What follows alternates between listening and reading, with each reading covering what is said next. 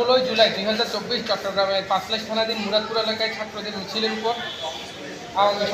আওয়ামী লীগের সভানেত্রী শেখ হাসিনার আদেশে এবং অন্যান্য যে আসামি আছেন তাদের নির্দেশে উপস্থিত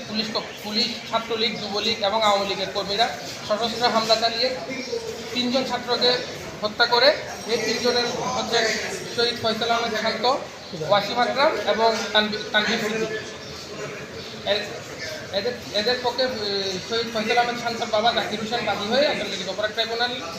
তদন্ত সংস্থায় অভিযোগটি দাখিল করেছে। এখানে আসামি শেখ হাসিনা, ওবায়দুল কাদের, আসাদুজ্জামান কামাল, মহিবুল হাসান চৌধুরী, নফেল হাসান মাহমুদ, চট্টগ্রাম সিটি কর্পোরেশনের মেয়র, চট্টগ্রাম জেলা পরিষদের চেয়ারম্যান, চট্টগ্রাম মহানগর আওয়ামী লীগের সভাপতি, মহানগর আওয়ামী লীগের সেক্রেটারি, দক্ষিণ জেলা আওয়ামী লীগের সভাপতি, সেক্রেটারি এবং পুলিশের কর্মকর্তা এবং কনস্টেবল যারা